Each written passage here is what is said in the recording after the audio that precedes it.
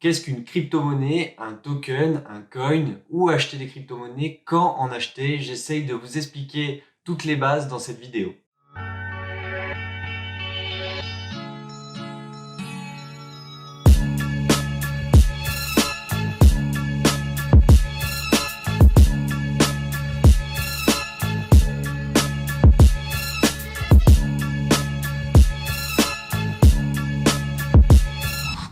Alors, qu'est-ce qu'une crypto-monnaie? Donc, pour vulgariser un petit peu la chose, une crypto-monnaie est une monnaie numérique, donc à usage sur Internet, qui va être indépendante des réseaux bancaires et donc qui va être reliée à un système de cryptage.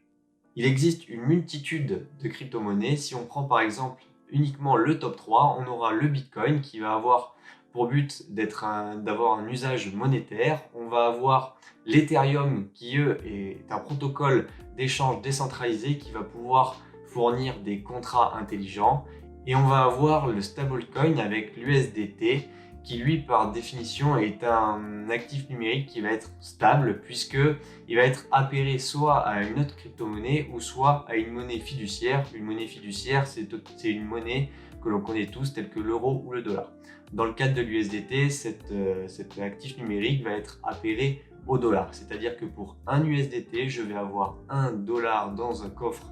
Ce qui fait que son prix d'actif va être stable puisque je suis sûr de la valeur intrinsèque. Si on prend encore uniquement le top 3, on voit que la valeur de ces crypto-monnaies varie fortement. On va avoir un Bitcoin qui va être un peu plus de 22 000 euros, alors qu'on va avoir un stablecoin à 1 euro, enfin plutôt 1 dollar en moyenne. Alors comment ça se passe si je veux acheter une crypto-monnaie? Est-ce que je dois débourser les 22 000 euros actuels du Bitcoin? Rappelons par exemple qu'en novembre 2021, il obtenait son point le plus haut, dit l'ATH, à 69 000 dollars environ. Donc est-ce que je dois à chaque fois débourser l'entièreté de la somme pour m'octroyer un Bitcoin? Eh bien non, c'est là tout l'avantage des crypto-monnaies, vous pouvez acheter qu'une partie de celle-ci.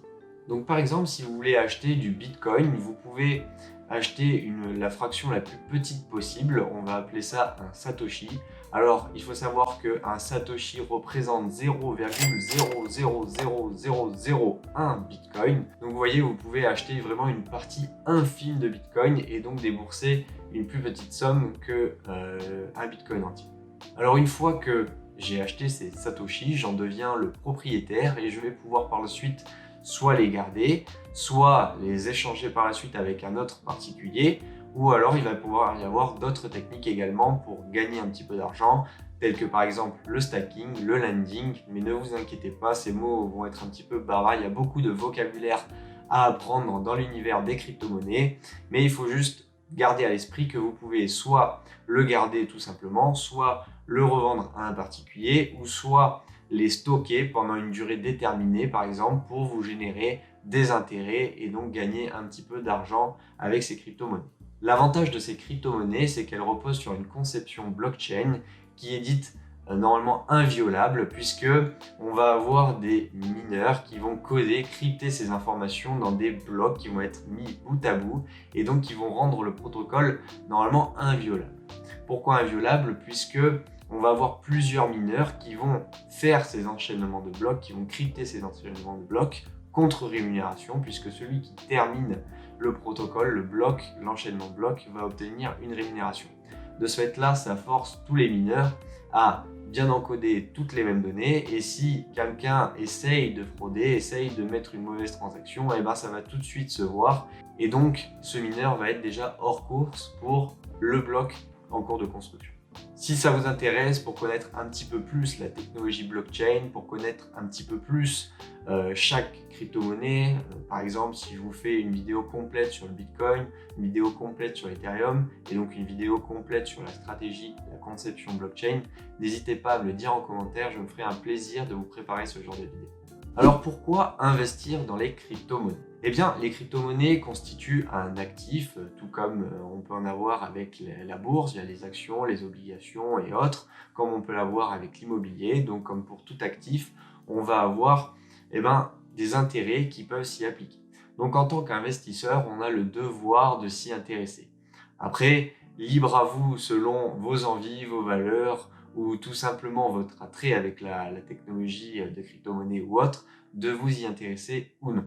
Donc, en tant qu'investisseur, on s'y intéresse puisque c'est un actif qui possède en plus de ça une forte volatilité de marché et donc un rendement potentiel plus élevé que la normale.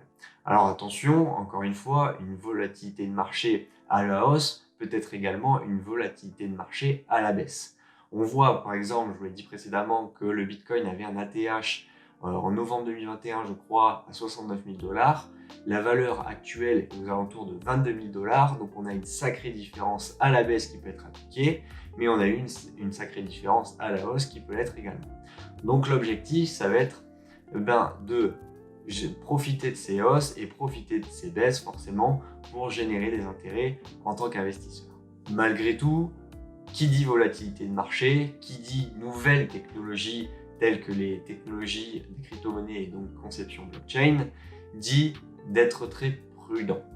Allouez toujours une partie de votre capital que vous êtes prêt à perdre. Plus il y a de la volatilité dans le marché, plus il est très sage d'allouer une petite partie de son portefeuille à ce genre d'actifs. À titre d'exemple, on dit souvent que dans l'univers des crypto-monnaies, il faut placer entre 2 à 5% maximum de son portefeuille dans l'univers des crypto-monnaies. Alors maintenant qu'on en sait un petit peu plus sur l'univers des crypto-monnaies, sur la volatilité de ce marché-là, comment investir dans les crypto-monnaies? Eh bien, les crypto-monnaies s'achètent principalement via des plateformes d'échange. On peut citer les plus connues telles que Binance, Kraken, Coinbase, KuCoin, pour ne citer qu'elles, mais il en existe vraiment une multitude. Cependant, la plupart des transactions, on estime environ 70% des transactions passent sur la plateforme Binance. On en arrive maintenant à quand investir dans les crypto-monnaies. C'est une question qui revient le plus souvent, on ne sait jamais quand investir, est-ce qu'on est déjà au point le plus haut, est-ce qu'on est déjà au point le plus bas, est-ce que l'univers des crypto-monnaies en est qu'à ses débuts ou est-ce que c'est déjà mort? Tout simplement, c'est des questions qu'on ne peut pas répondre, on n'est pas Madame Irma comme on dit, donc il va falloir à chaque fois anticiper un petit peu les mouvements haussiers et les mouvements baissiers. L'avantage de ce marché, c'est qu'il est volatile. Rappelons toutefois que l'autorité des marchés financiers rappelle que 89% des investisseurs en crypto-monnaie sont perdants. Donc il va bien falloir déployer des stratégies pour faire partie des 11% gagnants. Alors comment ça se passe? Quelle stratégie s'offre à vous? Eh bien, il en existe, dans la grande majorité, on va dire, deux cas. La première, ça va être que vous allez être un grand investisseur, vous connaissez les analyses chartistes, c'est-à-dire les analyses de graphiques dédiés, vous faites des analyses poussées, détaillées sur chaque crypto-monnaie. Donc il en existe une multitude, donc plus vous choisissez de crypto-monnaies sur lesquelles investir, plus vous devez multiplier vos analyses chartistes et vous devez déployer via les statistiques des points d'entrée, des points de sortie qui vous permettront de bénéficier en points d'entrée des points d'entrée les plus bas et des points de sortie des points de sortie les plus hauts. Cette stratégie demande beaucoup d'implication, beaucoup de connaissances techniques. La plupart du temps, les investisseurs qui utilisent cette stratégie ne battent pas le marché et donc sont, on va dire, perdants pour la plupart. Malgré tout, il faut savoir que même si votre analyse chartiste est des plus détaillées, vous ne profiterez jamais du point le plus bas et vous ne profiterez jamais du point de sortie le plus haut. Vous pouvez toujours tenter de vous en rapprocher, mais cela va être très difficile. Alors en plus, si vous vous trompez dans vos analyses, vous allez peut-être dévier grandement du point le plus bas et vous allez dévier grandement du point le plus haut pour votre sortie. Donc il existe une deuxième solution, on appelle cela le dollar cost average, la méthode DCA, qui va consister à acheter une somme régulière, par exemple 100 € tous les mois, à la même date ou environ à la même période, puisque si vous faites à la même date, vous pouvez tomber sur toujours les points les plus hauts. Donc on va dire sur une période, sur une semaine donnée.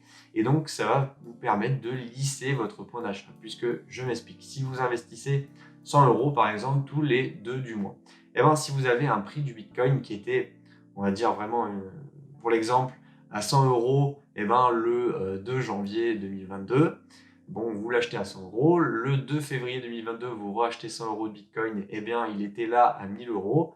Donc là, vous avez un sacré delta.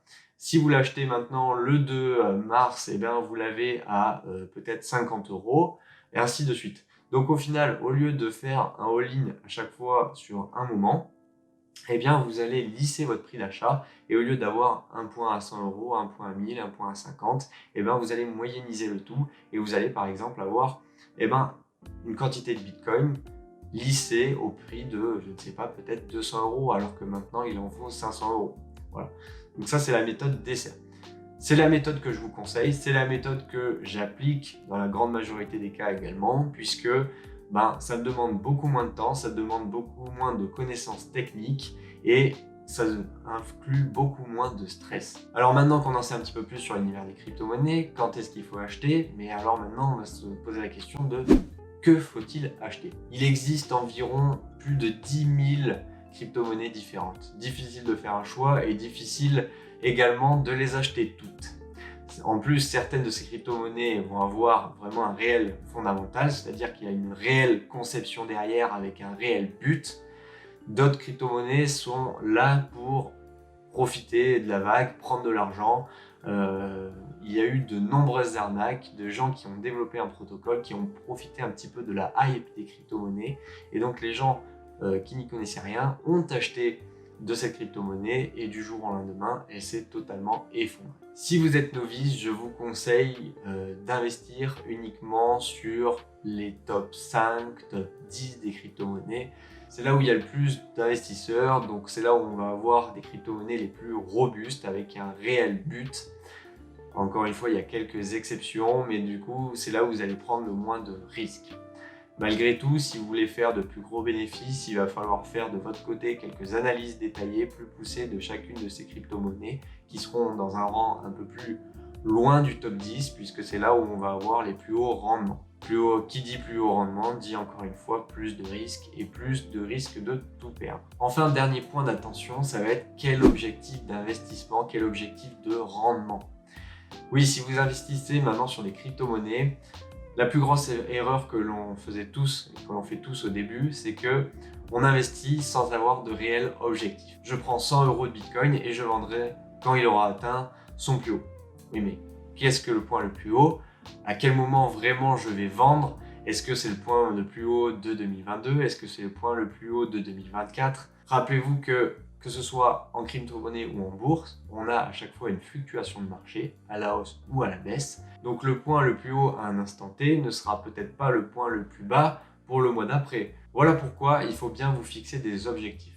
Si vous entrez sur le marché d'une crypto-monnaie, dites-vous, fixez-vous un objectif. Est-ce que vous voulez faire x2, x3, x4, plus?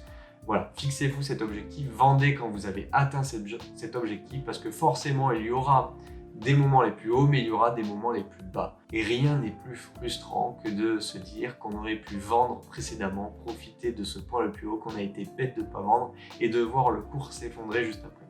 Parce que si on vend à un moment donné, on prend des bénéfices, on a une descente de marché qui s'effectue juste après, on réinvestit une partie ou la totalité de ses bénéfices selon notre stratégie, on reprofite de ce point le plus haut et c'est ainsi qu'on va augmenter petit à petit la valeur de son portefeuille.